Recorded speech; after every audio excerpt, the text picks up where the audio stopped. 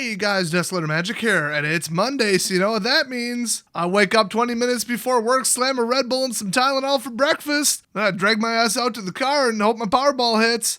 But, additionally, there was a ban and restricted announcement for Pioneer, and they're doing it every Monday until it's fixed, basically. I don't think they really gave an end date, but yeah, every Monday they're going to have a ban and restricted announcement, even if the announcement is nothing. So apparently Mark Rosewater hates Mondays because he just walked into the office today, just picked up the biggest 10-pound sledgehammer that says ban on the side of it and just starts just wrecking shit. He's just putting holes in walls. He's knocking over cubicles. He's taking over people's desks and shit. He hits a keyboard. There's just keys everywhere. And so they evacuated the building and the SWAT team had to take him down with 6 tranquilizers. Metaphorically, that's what happened. The metaphor is that they banned a lot of cards. I actually don't think Mark had anything to do with running this format or the decision. Yes, it would appear that Ian, I'm not Mark Rosewater Duke, at least wrote this announcement. And I mean, yeah, they banned a lot. Not enough in my opinion. And you know that I've been playing Magic since almost the exact cutoff for this format, so I know everything in it. I haven't been following Frontier, but I played Standard the whole time along the way. So my gut feeling is there's about 50 cards that really are going to make the format not fun. A lot of them involving infinite combos, turn 4 wins, and way too much shutdown prison control crap. I mean, that's the 3-pointed triangle of not funitude. But yeah, they're starting to chip away at it with banning Felidar Guardian, which, come on, that would have been my number 1 pick, like, realistically. Not the one I want gone the most, but the one that I realistically think they were going to ban the most. And they have also banned Ley Line of Abundance, fairly new card there, M20. I think that one was not a reprint of the old version. I don't remember. Either way. And then Oath of Nissa. That was kind of surprising. I mean, Super Friends right now is complete AIDS, so I'll have to see if that was the reason, or if they're just like, oh no, too consistent. It fetches some kind of combo or enables some kind of something, which, don't ban the fetch, ban the card, that's the problem. But we'll see what they say, because they do have an explanation for this. So they say, over the past few weeks, we've been thrilled to watch the community embrace the launch of a new Pioneer format. Yeah, and I'm just sitting here playing Artisan like it's the best format ever made. It's like Magic the Gathering, except actually fair, appropriately powered, and practically free. If you're not familiar, Artisan is common and uncommon, and they're running an event right now in Arena for it. Anyway, as we previously stated, our plan is to watch the evolution of the metagame closely and make agile changes as needed with possible updates each Monday for the time being. Our goal with these early changes is to promote diverse deck strategies and healthy gameplay, whether or not there is a clear overpowered deck. Don't you mean exactly the opposite of that? Like, you know what kills deck diversity? One unbeatable deck. What do they mean, whether there's an overpowered deck or not? I guess I get what they're saying, but I also don't get what they're saying, because they're referencing why they didn't ban Eldrazi for Modern quickly enough. They said at the time, yeah, it's a hyper powerful deck. It's a new deck. We're going to see if the Modern meta, which has been stale as hell forever, I added that, if it adapts. If people mod their decks to run up against this threat, and then it evens out, and then it's just another tier 1 deck. And that did not happen. I do sort of agree with them. It could have happened. Do I think it should have? No. Do I think it would have destroyed most of the value in Modern by making every other tier 1 deck irrelevant? Yes. But I assume what they mean is, oh, there's a clearly overpowered deck. Cool. Let's wait another week and see if anybody comes up with something that stops it. Because I doubt that, whatever ends up being tier 1 6 months from now, whatever they are, I don't think they'll all show up in the format at the same time. So there'll be one, and then another will show up to fight it, and another will show up to fight those, and then there it is. It'll slow down and kind of level off, in theory. What Wizards is really bad at is drawing a line and just saying, no, this is clearly, one, not fun at all. This is like the anti-fun deck. It's just not fair. It's not fun. It's not enjoyable. It's terrible, which then they should ban it just on those grounds. Or 2, this is just a turn 3 or turn 4 win. Like, it's either an infinite combo or it's way too much damage too quick. Either way, that shouldn't be allowed. That's too short of a game for this format. I mean, even in Modern, they have said that their rule internally is that you cannot win with the deck too often prior to turn 4. And that's why they got rid of Amulet Bloom. Well, I should say that was about half the reason. So they should apply the same metric to this. And I think maybe they are, and he's just oversimplifying it. They don't want to say, here's our rule, our policy, here's this. They'll just explain it when they do it, But seriously, though, if a deck is, as they put it, quote, clear overpowered deck, if that's how you describe it, like, it's overpowered for the format, and that's very, very clear. Not, oh, let's see what happens, oh, let's see if something beats it. It's just, wow, this is too good, period. I don't care relative to other decks. This is going overboard. Then they should ban it. And he's saying, no, they're not going to do that. I don't know. Who knows what he means by this, but that statement really bugged me, so I wanted to dig into that. So he goes on to say, in this case, there are 2 decks that are head and shoulders above the field. 4-color Copycat. Oh, why am I not surprised? By the way, this is the first time reading this. I didn't follow the meta at all.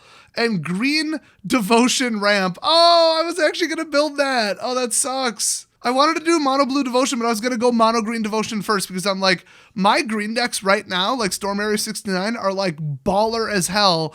And now we've got like Steel Leaf Champion and shit. Like you could literally run that deck with 0 generic mana in it and just run somebody over with it. Oh, damn, that sucks. Well, whatever. I guess my inclination that deck would be good was spot on. Blue devotion it is then. So these 2 decks have earned the most 5-0 league finishes on Magic Online and have problematically high win rates against the field. I mean, if you'd even call it the field after this short of time, but I mean, yeah, if they're looking at numbers that are like, what the actual hell, then, you know, something like an 80-90% win rate, that's not a wait and see deck. That's a get the hell rid of the problem deck.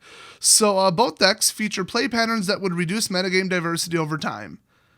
Really? I mean, 4-color Copycat, yeah, you just have to stop the combo. It's the Felidar cat combo, I assume. With Saheeli, I mean, duh. But mono green, oh no, you have to be able to stop creatures. Unless it was like Planeswalker heavy, I haven't seen the deck list. I'm basing it on how I would have built it. But like, oh no, they're bringing giant creatures after me. I don't know, maybe they were all hexproof, maybe they're all indestructible. I have no idea. I suspect Gulta was involved. So they don't believe that regular metagame pressure alone will be enough to keep these strategies in check. So as a result, we are banning Felidar Guardian, Leyline of Abundance, and Oath of Nissa. So, wow. The Felidar Guardian Saheeli Rai combination, I love how they call it a combination. It's an infinite combo. Call it what it is, bro. Threatens metagame diversity by requiring decks to present specific types of early interaction while developing their own strategy, or else immediately lose the game. Yes, everybody was screaming at you that this was some stupid bullshit. This is like a turn 4 win, and probably in Pioneer it was a turn 3 win. I mean, you either stop it or you don't. That's why people hate Storm. They hate, to an extent, Artifact Affinity. Splinter Twin, don't even get me started. The infinite combos with, Kitchen Finks, all those, you either stop it or you don't. It wins early game, and if you stop it, their deck does literally nothing. Those decks are boring and stupid. Nobody likes stupid infinite combo decks. So everybody knew that this particular combination would be a problem, so obviously people built it, duh. So, let's see, it says, rather than allow this combination to warp deck building and the metagame around it, we're choosing to ban a card. Of the 2 options, Felidar Guardian is most likely to break again with existing or future cards. You think? Stupid Flicker Cat. Leyline of Abundance not only enables explosive ramp starts on its own, really, you think? But it also provides 2 devotion for no mana cost up front to power up Nykthos Shrine to Nyx, the best land ever printed. Our hope is that in the long term, Nykthos can add diversity to the metagame as a part of fun and healthy devotion strategies. And I'm just sitting there hoping they reprint it in the next set. Therefore, we're choosing to ban Leyline of Abundance as the card that enables the deck's fastest, most powerful opening turns.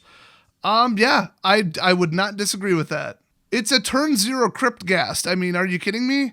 When will they learn that doubling counters on a creature and doubling mana availability and doubling, tripling, or quadrupling damage, Torbran, or Cavalcade, basically, is inherently messed up because like everything was nice and balanced, and then you're like, okay, this beats this, and this is okay with this.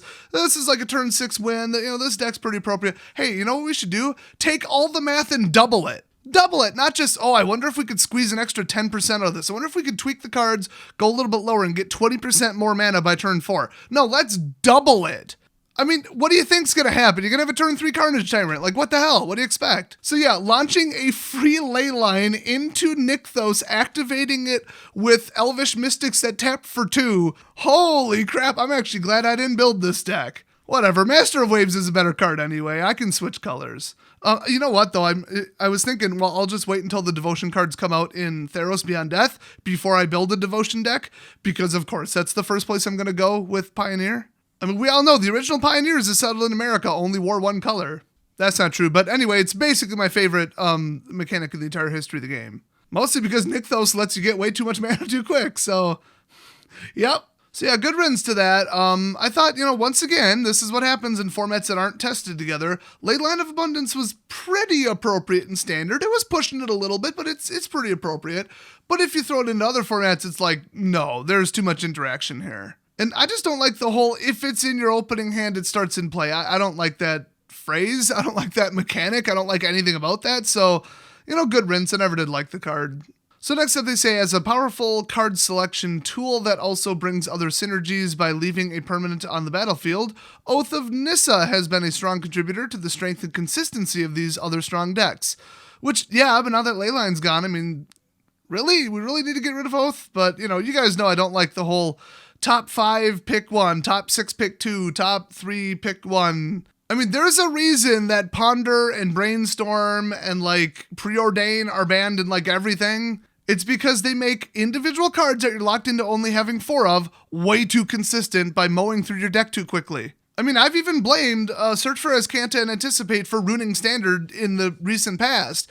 And yeah, they let you accelerate to broken cards way too quickly. So Oath of Nissa says, when it enters battlefield, look at the top 3 cards of your library, then you may reveal a creature, a land, or a planeswalker. So basically the entire deck, your choice. That card from among them and put it in your hand, then put the rest on the bottom of your library, and then you may spend mana or a mana of any color to cast planeswalker spells. So she's the most powerful Oath when it comes to Super Friends decks. Arguably, I mean, there's some better ones, but as far as her costing 1, if you were to take the casting cost into consideration, yeah, this is the best one. But yeah, on turn 1, when you could drop her in, get Green Devotion, and then handpick something from the top 3, boy, if you had a good opening hand, now you have a divine opening hand. And if you had a bad opening hand, you can salvage the game. Which doesn't sound that bad, but yeah, I mean, it's just a little much. It's kind of like starting the game with an extra Scry 3 guaranteed, basically, but also you get to draw the card. So you have card advantage on turn 1. I mean, that's just, it's a little much. I'm very surprised they're banning it on top of Leyline, but whatever, I mean, good riddance. So it is likely that Oath of Nissa would continue to exacerbate problematic strategies going forward. Yeah, Super Friends. It also greatly contributes to the consistency of strategies that utilize a large number of 3-mana planeswalkers.